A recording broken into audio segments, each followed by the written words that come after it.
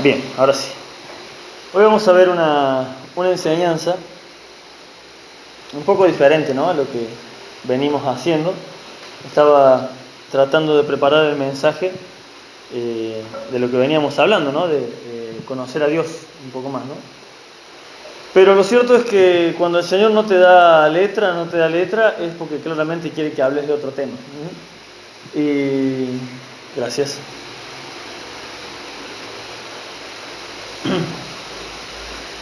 Y me estaba pasando eso, que el Señor no me daba letra, no me daba letra. Y de golpe escucho una enseñanza muy vieja, tiene varios años ya, y como que se me perdió el foquito, ¿no? Y ahí empezó a surgir. Entonces dije, bueno, se ve que el Señor quiere que, al menos por este domingo, cambie el tema. Y vamos a hablar sobre la presencia de Dios. No sé si saben a qué nos referimos, o más bien vamos a aprender ahora, a qué nos referimos como hijos de Dios, cuando hablamos de la presencia de Dios.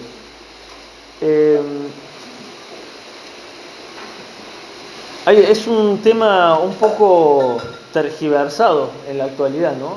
Es como que la presencia de Dios es sentir algún sentimiento, una fuerza dentro del corazón que te hace sentir bien, o que te impulsa a hacer las cosas bien, o que está en medio de la alabanza cuando estás sintiendo. Y a eso le llamamos presencia de Dios, ¿no? Pero vamos a ver en la Biblia qué es la presencia de Dios y cómo se manifiesta en nuestras vidas. Seguramente todos o la mayoría hemos escuchado hablar del Arca del Pacto en el Antiguo Testamento. ¿Amén? El arca, les hago una breve introducción de qué era el arca, ¿no? El arca era un cofre, básicamente, un cofre más o menos grande, que Dios le mandó a Moisés en el monte Sinaí, le dio la orden para que construya cuando construyan el tabernáculo, ¿no? El tabernáculo fue antes del templo de Salomón. Antes era una carpa gigante el tabernáculo. Bien, y ahí adentro, en el lugar santísimo, en el lugar donde solo podía acceder el sumo sacerdote, y lo podía hacer una vez al año, en ese lugar estaba el arca del pacto. El arca era un cofre, como les decía, hecho de madera de acacia. La madera de acacia es una madera dura de trabajar porque tiene muchos nudos, pero sin embargo es una madera preciosa. Y el buen carpintero que la puede trabajar termina haciendo unos muebles que son para toda la vida. No son esos muebles que vos los compras en oferta y después se rompe la puertita. No, muebles para toda la vida. Pero el problema es que hay que trabajar la madera de acacia. La madera de acacia representa a la carne humana, representa al hombre, ¿sí? Porque somos duros, ¿sí?, de trabajar por parte del Señor. Somos tercos, ¿sí? Lastimamos a nuestro carpintero, que es el Señor, cuando nos está trabajando. Pero cuando Él termina la obra, esa obra es perfecta. Cuando Él realmente terminó de moldearnos, eso que el Señor hace, esa vida transformada de verdad, vemos a una persona totalmente drogadicta, o que una mujer que andaba en la prostitución, en drogas, en alcohol, en orgías, lo que sea, no importa, asesinos, violadores, y el Señor los transforma de una forma que vos decís, no puede ser que esta sea la misma persona. Así somos, solamente que somos pecadores en distintas áreas. La madera de acacia representa al hombre, y ese cofre estaba recubierto por oro, que el oro en la Biblia representa a la divinidad, o sea, a Dios. ¿Quién fue un hombre recubierto de la divinidad? ¿Quién era ese hombre cubierto de lo divino? Jesucristo. ¿Amén? Jesucristo, ese arca representa a Cristo, es la humanidad recubierta de la perfección del oro, que es Dios. Por lo tanto, el arca representaba en ese lugar la presencia de Dios. En aquel momento era la presencia de Dios viva, el arca. Hoy en día ya no está el arca, la presencia de Dios la tenemos en nosotros, el Señor vive en nosotros. Pero en aquel momento el único que se podía acercar era el sumo sacerdote, y en aquel primer momento Moisés. Fue el único que cuando tenía una petición iba y se plantaba directo enfrente del arca y oraba delante de Dios. Pero de ahí en más, nunca nadie más lo pudo hacer. Solo Moisés. Dios le permitió ese privilegio. De ahí en más solo el sumo sacerdote. Entonces esa arca era la presencia de Dios vivo. En 1 Samuel capítulo, no hace falta que lo busquen, pero lo pueden anotar, pueden tener a mano. En 1 Samuel capítulo 4 al 6 pasa una historia bastante triste para el pueblo de Israel. Algo único que no había pasado jamás. ¿Saben qué pasa? Los filisteos robaron el arca de Dios. ¿Qué robaron entonces? La presencia de Dios del medio del pueblo de Israel.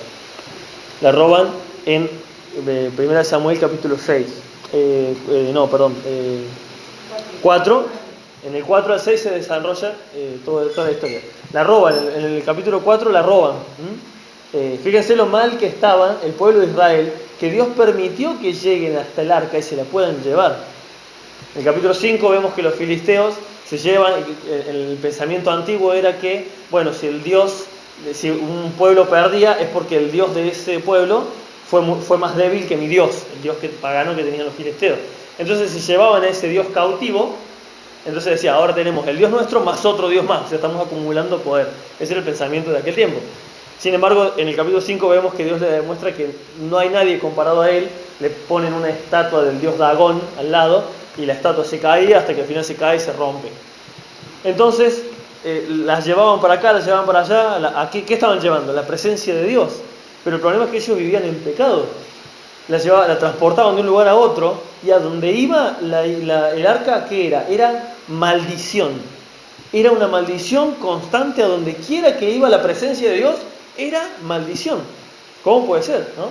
Era la presencia de Dios. Sin embargo, a donde la llevaran, causaba maldición.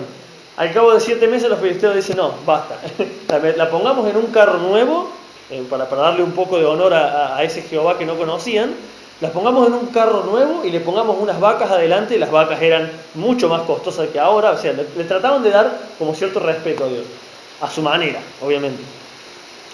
Y déjenlo, y si las vacas se van para el lado de Israel, significa que era cosa. Y agarraron, claro, y las vacas empezaron a irse y se fueron derechitos, se fueron a donde habían dicho, ¿no? Entonces se dieron cuenta, no, o sea, el Dios de Israel es otra cosa, es bastante distinto a lo que conocemos. Sin embargo, en el versículo 6 llega a los israelitas, y esto no fue mucho motivo de gozo, ¿no? Porque cuando llega a los israelitas, trataron de ver qué había dentro del arca, y cayeron fulminados, no sé, como 20 personas, muchos, cayeron fulminados. O sea, Dios estaba enojado, ¿sí? Dios estaba enojado, porque su presencia, el arca, estaba siendo maltratada, estaba siendo abandonada. Vamos a ir a 1 Samuel, capítulo 7. Solamente voy a leer el final de esta historia, porque si no sería muy largo, obviamente.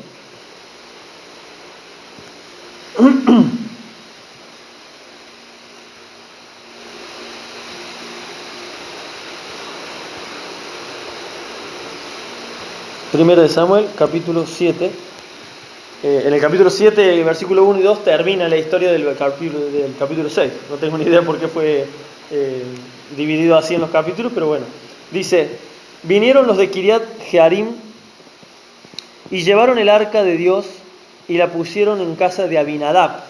Recuerden este nombre, en casa de Abinadab, situada en el collado, y santificaron a Eleazar, su hijo, para que guardase el arca de Jehová. Amén. Vamos a orar. Padre eterno, te damos gracias por este momento que vamos a compartir tu palabra, Señor. Te suplico en el nombre de Jesús que me des palabra, que sea tu Espíritu guiándome a hablar lo correcto, y que sea obviamente de mucha bendición para nosotros, que tu palabra sea verdaderamente espada de 2 filos, que no es solamente para quienes lo escuchan, sino también para mí que imparto esta palabra, Señor, y que podamos verdaderamente aprender lo que tú quieres decirnos acerca de tu presencia. En el nombre de Jesús, amén. Bien. Entonces vemos que luego de esta historia que les acabo de contar brevemente, fue devuelta el arca y fue llevada a la casa de un hombre llamado Abinadab. ¿Por qué se lo llevarían a esa casa? Supongo que habrá sido la persona más digna, no la vas a llevar a la casa de cualquiera. Habrá sido la persona más digna que había en ese momento de llevarse.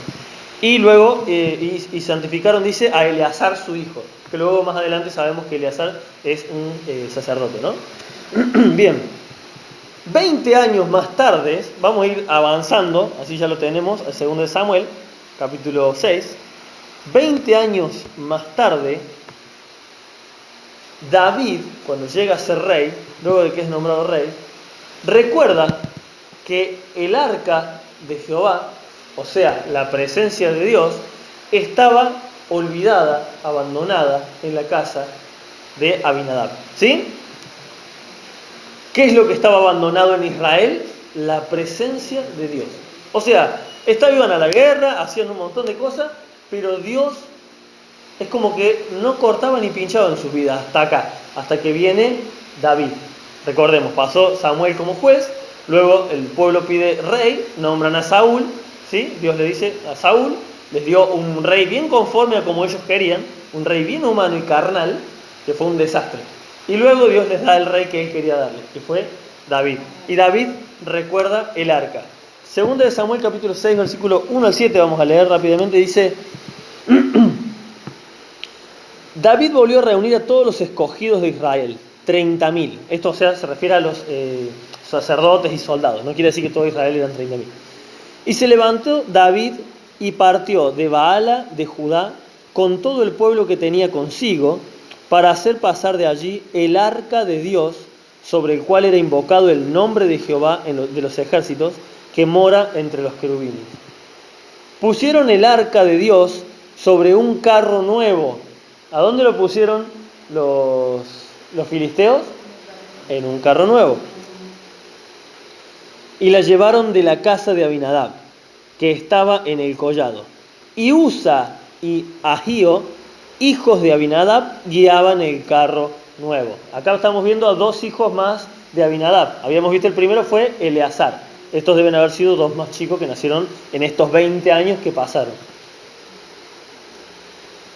Y cuando lo llevaban de la casa de Abinadab, que estaba en el collado, con el arca de Dios, Ahío iba delante del arca, y David y toda la casa de Israel danzaban delante de Jehová con toda clase de instrumentos de madera, de haya, con arpas, salterios, panderos, flautas y címbalos. ¿Qué es esto?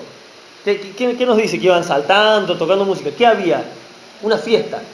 ¿Sí? Había alegría, porque estaban trayendo el arca de Jehová, el arca de Dios, la presencia de Dios, de nuevo a Israel. En particular, David lo quería llevar a Jerusalén. ¿Sí? Había alegría. Vamos armando esta historia en nuestra cabeza, ¿sí? Después de 20 años de abandonada, la van, la buscan y están contentos. Dice, cuando llegaron a la era de, en versículo 6, cuando llegaron a la era de Nacón, Usa, o sea, uno de los hijos de Abinadab, extendió su mano al arca de Dios y la sostuvo porque los bueyes tropezaban, o sea, se estaban moviendo. ¿Bien? Este hombre agarró, estiró su mano porque se estaba cayendo el arca y la quiso empujar con la mano para que no se caiga, o la quiso sostener. Versículo 7, y el furor de Jehová se encendió contra Usa y lo hirió allí Dios por aquella temeridad. Y cayó allí muerto junto al arca. Imagínense esta situación. Imagínense esta situación. Estaban de fiesta. ¿Sí? Y dice, y el furor de Dios lo mató.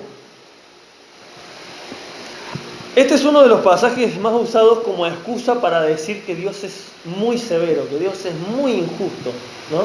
Y no sé si a ustedes les ha pasado, pero a mí me pasaba. Y yo leía esto y decía, está bien, es cierto. Dios les dio un orden, cómo se debía hacer, pero era necesario matarlo de esa forma. O sea, estaban en alegría de llevar la presencia de Dios. ¿Por qué Dios fue tan severo con este hombre? En primer lugar, porque Dios ya les había dado instrucciones a Moisés, y estaban escritas en la ley, de cómo se debía llevar el arca. ¿Saben cómo se debía llevar el arca? No se podía llevar en una carreta. Por más que la carreta fuera nueva, por más que la carreta fuera de oro, la forma era 4 sacerdotes. Es más, los sacerdotes no podían tocar el arca, El del arca salían unas argollas y pasaban un palo, también de madera de acacia revestido en oro, y un sacerdote en cada punta llevaban el arca ahí en el medio y bien alejados llevaban caminando. Tenían que llevar el arca. Y esto, o sea, dice, y la carreta se movía, o sea, la llevaban medio bruto, la estaban llevando. No estaba habiendo respeto por la presencia del Dios vivo. Pero aparte de eso, la estaban llevando, o sea, aparte de que no había mucho respeto, la estaban llevando en una carreta. O sea, sin esfuerzo. Eran bueyes, dice. Los otros llevaron en vaca. Acá los israelitas la llevaban con bueyes. No, la tenían que llevar sacerdotes a la presencia de Dios. ¿Sí? En primer lugar, Dios les había dado instrucciones y no estaban, ya van a ver que no estaban ni enterados. ¿Sí? En segundo lugar, solo el sumo sacerdote podía tocar la presencia de Dios. Solo el sumo sacerdote. Y es más, hasta el sumo sacerdote corría peligro tocando el arca. Porque si él no estaba purificado, si su mente estaba mal, si él estaba haciendo las cosas mal y entraba en el lugar santísimo, caía muerto. Hasta el punto era el peligro, y encima no podían entrar a sacarlo, porque el que entrara moría. Entonces cuando el sacerdote entraba, ¿saben cómo entraba? Entraba con el vestido de sacerdote, tenía campanitas para que se escuche que estaba caminando. Si se dejaron de escuchar las campanitas, significa que el sacerdote estaba en pecado y cayó muerto. Así es simple. Entonces, ¿cómo estaba el sacerdote? Estaba atado con una soga. Entonces, si no escuchaban más campanitas, a tirar de la soga y a sacar al sacerdote muerto. Fíjense el peligro que corría el sumo sacerdote de entrar en la presencia de Dios en pecado. No era un chiste. El problema principal estaba en que esta gente no conocían, no sabían cómo tratar con la presencia de Dios. Por lo tanto, y nosotros hoy en día la presencia de Dios la tenemos a diario en nuestras vidas. El sacrificio de Jesucristo hizo que ya no sea un privilegio del sumo sacerdote acercarse a Dios. Ahora todos nos podemos acercar a la presencia del Señor. Pero hay un peligro latente. Acercarse a la presencia de Dios sin conocer cómo Dios quiere que nos acerquemos a su presencia nos puede traer problemas. Ya no la muerte, aunque ha habido casos de gente, predicadores que han estado predicando cosas terribles que no tenían nada que ver con la Biblia, no voy a mencionarlo, pero hay uno que directamente su avión cayó y dice, y murieron quemados él y su esposa y sus hijos, todos. Y esto es reciente. Esto es reciente, hace un par de años. Un predicador que se la pasaba hablando sonceras. Sonceras, un predicador de Estados Unidos. Y sonceras, por no decir una mala palabra, porque en realidad lo que hablaba eran guarangadas. Que decía que Dios nunca habló de arrepentimiento, Dios nunca habló de nacer de nuevo. O sea, una demencia. Fíjense lo que es jugar con la presencia de Dios, ¿no? Entonces el problema de estos gente es que no conocían. Por lo tanto, la primera lección de esta historia es, si vamos a decir que somos cristianos, más vale que actuemos como tal y busquemos conocer a Dios. Porque es muy fácil y rápido decir yo soy cristiano. Yo estoy en un negocio donde me topo con un montón de gente que dice, sí, yo soy hermano en Cristo. ¿Dónde te congregas? Ah, no me congrego. Ojo. Primera lección. Si vamos a decir que somos hijos de Dios, más vale que nos aseguremos de que verdaderamente seamos hijos de Dios. Pero aún así, como esta explicación a lo mejor nos puede no alcanzar, no sé qué les parecerá a ustedes, a lo mejor les parece un poco escueta, a lo mejor pueden pensar, aún así, me parece muy severo Dios de haberlo matado por eso. Podría haberle dado una advertencia. A lo mejor, ¿no? Podemos pensar en nuestro pensamiento humano. Vamos a seguir leyendo. Fíjense lo que dice más adelante. Segunda de Samuel capítulo 6, continuamos el versículo 8. Dice, y se entristeció David por haber herido Jehová a Usa, y fue llamado a aquel lugar Pérez Usa, o sea, el lugar donde pereció Usa, hasta hoy. Y temiendo David a Jehová aquel día, dijo, ¿cómo ha de venir a mí el arca de Jehová? De modo que David no quiso traer para sí el arca de Jehová a la ciudad de David. Y la hizo llevar David a la casa de Obed Edom, Geteo. O sea, Geteo es el gentilicio, o sea, era de Gat, eso significa. El nombre era Obed Edom.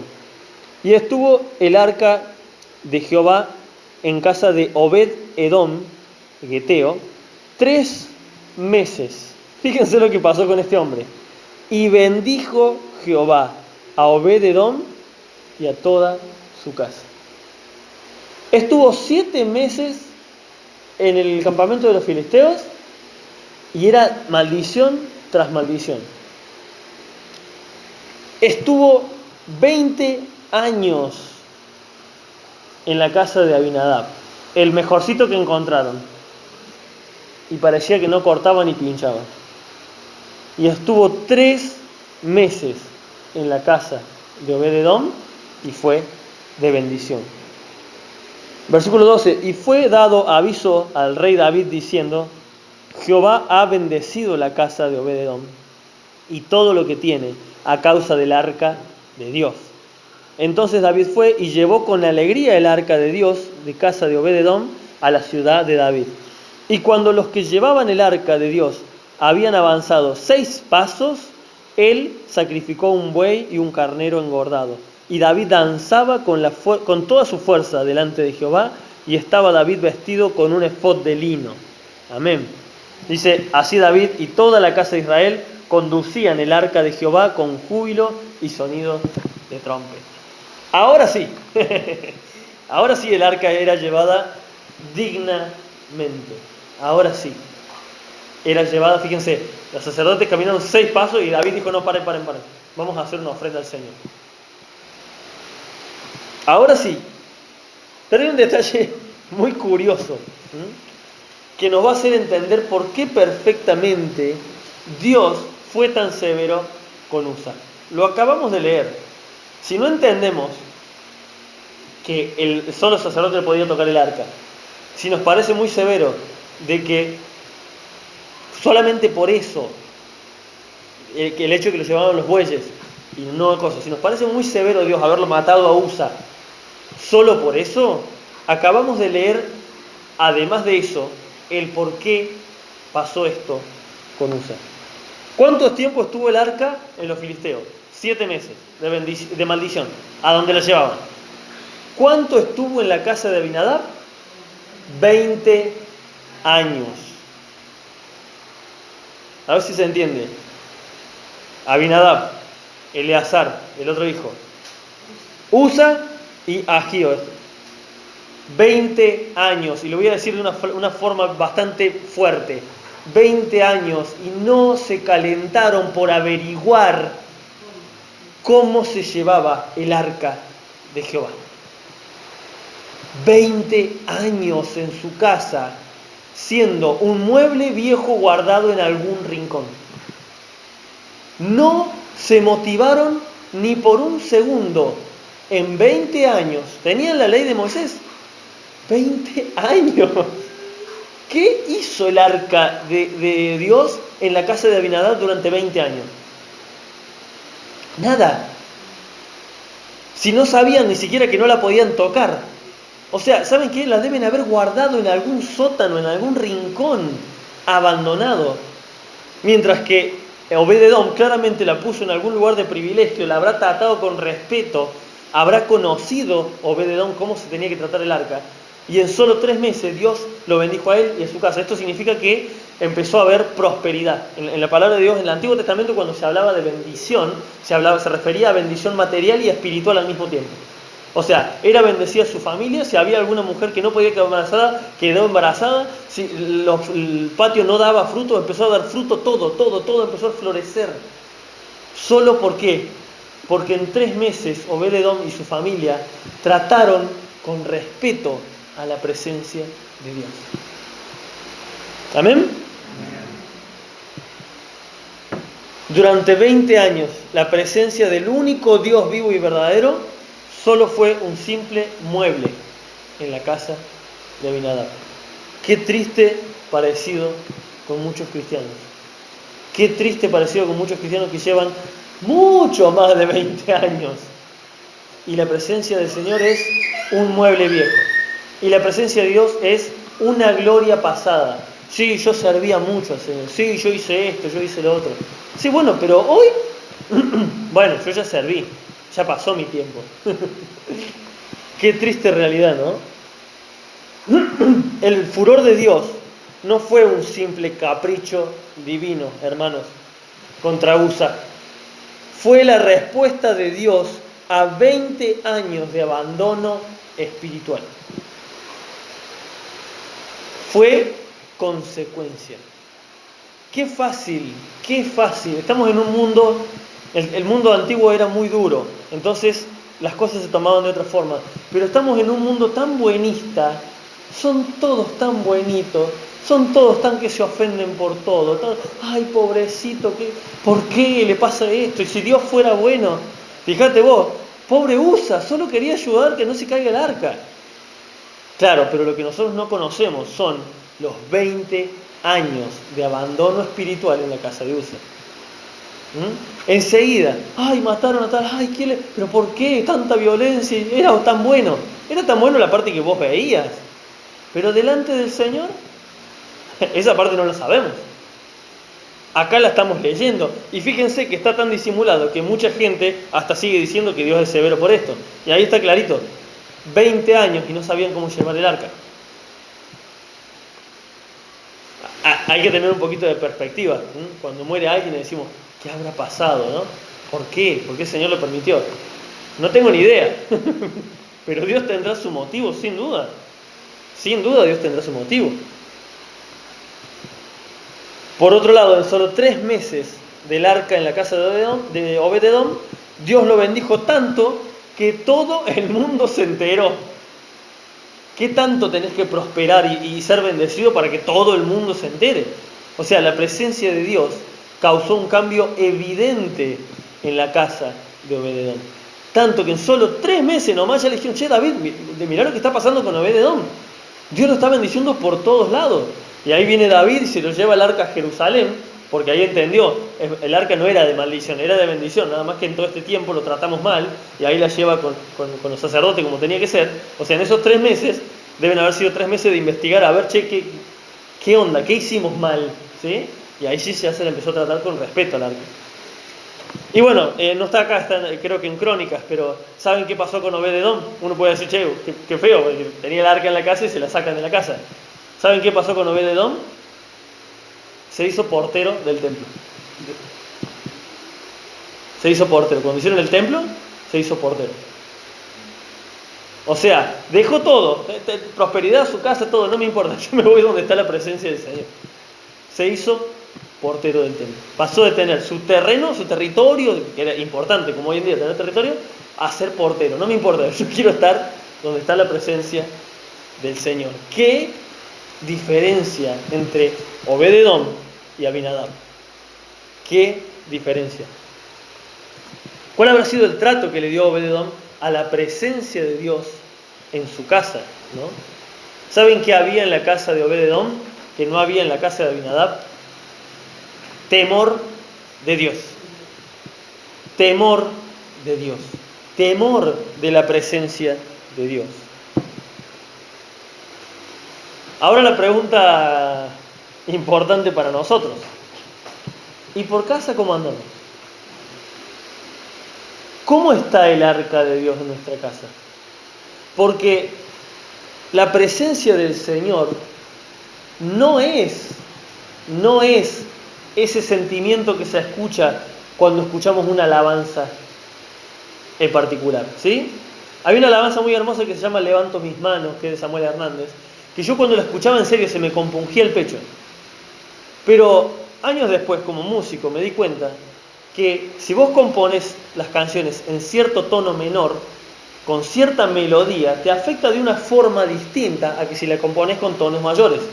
Por lo tanto, eso que yo creía que era presencia de Dios, simplemente era un sentimiento mío. Y no tiene nada de malo poner música que nos causa un sentimiento. Lo malo, el problema, es creer que eso es la presencia de Dios. No tiene nada de malo que si estamos orando nos emocionemos delante del Señor y derramemos nuestro corazón y lloremos por nuestro pecado. Es buenísimo pero esa no es la presencia de Dios. La presencia de Dios es el respeto que le damos a las cosas de Dios en nuestra casa. Esa es la presencia de Dios. O sea, presencia, entiende la palabra presencia. Nosotros escuchamos presencia de Dios y pensamos en la presencia de un espíritu. No. ¿Qué tan presente está Dios en nuestra casa? ¿Qué tan presente está Dios en nuestro trabajo? ¿Qué tan presente está Dios en nuestra juntada con amigos? Esa es la presencia de Dios. ¿Cómo está la presencia de Dios? O sea, la palabra, la lectura de la palabra, no solamente la lectura, el estudio de la palabra, el escuchar alabanza en vez de llenar de noticiero, el escuchar una prédica en vez de poner novelas, el sentarnos con nuestro esposo, con nuestra esposa, con nuestros hijos, el enseñarle a nuestros hijos. Esa es la presencia de Dios. ¿Qué tan presente está Dios en medio nuestro? ¿Se entiende qué es la presencia de Dios? ¿Qué tan presente está en nuestra casa el Señor? ¿Lo tenemos como Obed-Edom en un lugar de privilegio a la presencia de Dios? ¿O la tenemos como Abinadab, tirada como un mueble viejo y nada más? Y pasan los años, y sigue todo igual. Sí, yo soy cristiano. Yo voy a la iglesia, gloria a Dios. Estamos aprendiendo en cada enseñanza que venimos acá a la congregación, las que Gerardo nos manda por vía WhatsApp, ahora que estamos en casa encerrados. Estamos aprendiendo las reuniones de los martes, las de restauración, ahora las de varones, las de matrimonio. ¿Verdaderamente estamos aprendiendo y poniendo en práctica lo que estamos aprendiendo? Porque si no estamos como Abinadab, o sea, sí, ahí está la presencia, y sigue entrando, y sigue prédica, y no cambia nada. Siempre se nos ocurren múltiples excusas, sobre todo cuando leemos estas historias del Antiguo Testamento. Hay muchos que en vez de tener el escudo de la fe, tienen el escudo del Antiguo Testamento. ¿Saben cuál es el escudo del Antiguo Testamento? ¿Saben? Le predicas de algo y... No, eso es para el Antiguo Testamento. No, pero acá el Señor dice en Malaquías, no, eso es del Antiguo Testamento, y ya andan con el escudo del Antiguo Testamento. Pero mirá que acá, mirá que el templo, el arca representa, no, eso es del Antiguo Testamento. Ahora estamos en la gracia. Ya eso no es más para ahora. Y así, andan con el escudo del Antiguo Testamento. Están atajándote de todo lo que venga del Antiguo Testamento. No, Antiguo Testamento. ¿Qué escudo tenemos en nuestra vida? ¿El de la fe? ¿Para atacar, dice, para apagar los dardos del enemigo? ¿O apagamos la Biblia con el escudo del Antiguo Testamento? Nos dan palabra de Dios. Ah, no, pero no la dijo ni Pablo, ni Juan, ni Jesús. Así que mucho no vale. Las excusas, ¿saben qué son? Son evidencia del abandono de la presencia de Dios en nuestro hogar. Porque solo hay dos tipos de cristianos. El que vive buscando cómo perfeccionarse para Dios y vive buscando en la palabra en qué estoy mal para mejorar. Y está el otro, que vive buscando excusas para no tener que cumplir porque era para otro tiempo, porque no, a lo mejor quiere decir otra cosa, porque en tal traducción dice otra cosa, y buscando excusas para no cumplir. Solamente hay dos tipos de cristianos. No hay más. El espiritual y el carnal. Es así. El espiritual y el carnal.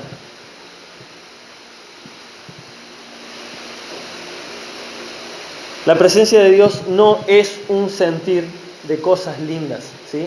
Que no nos engañen los videos de excesos de alabanza. Yo sé que es bonito. ¿Saben qué? Eso lo podés sentir en tu casa. Poné una alabanza, ponete a saltar y gritar, y vas a ver que cuando termines la alabanza vas a estar relajado y recontento y vas a creer que es la presencia de Dios. Hagan el experimento en sus casas. Pero esa no es la presencia de Dios.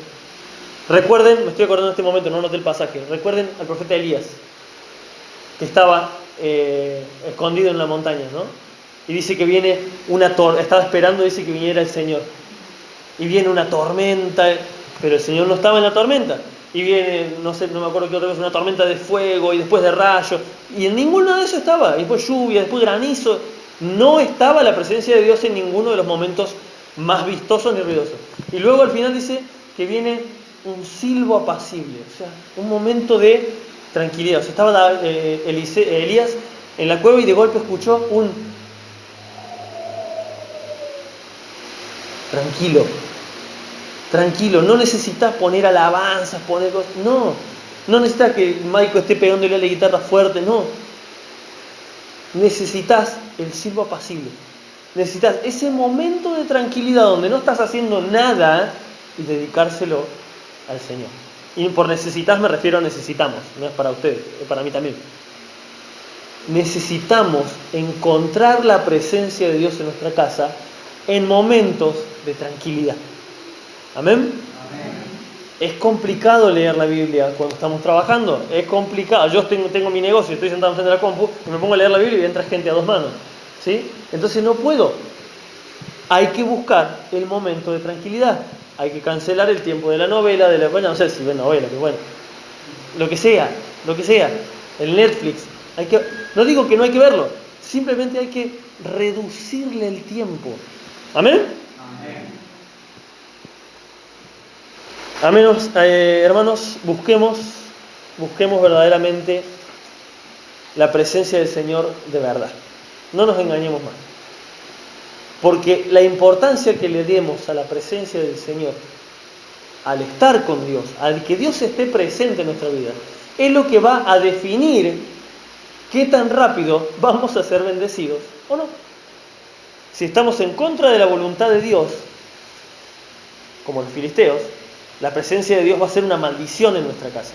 Venir a la iglesia va a ser una maldición, va a ser siempre problemas. Si estamos tibios, como que no importa nada, nos va a pasar como a Abinadab. No nos vamos a dar cuenta. 20 años y no pasó nada en la casa de Obed. O sea, vivieron nomás, trabajaban, hacían sus cosas. Nada.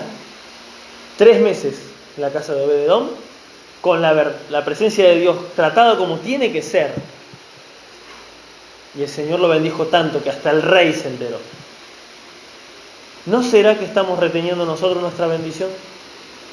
Estamos orando, pidiéndole al Señor, tal vez, no sé, un trabajo nuevo, una sanidad de una enfermedad, que nuestra pareja se convierta, que nuestros hijos, que nuestros padres, que nuestros amigos. ¿No será que a lo mejor no le estamos dando el lugar a la presencia de Dios correcto? ¿No será que la presencia de Dios es un mueble viejo? Es un abrir la Biblia y bueno, hoy me toca leer, leo el devocional que manda Gerardo. Yo les aviso, si se quedan con el devocional que manda Gerardo, se van a morir de hambre espiritual. Porque es como levantarte y cuando te levantás y ahí quedó una porción de pizza de la noche anterior y te la comes, ¿vas a tirar todo el día con esa porción de pizza? No, después tenés que preparar la comida, comer correctamente, después tener la merienda, después tener la cena. La palabra de Dios tiene que ser así en nuestra vida. No nos podemos quedar solamente con ese devocional. Tenemos que alimentarnos. ¿Amén? Amén. El Señor les bendiga.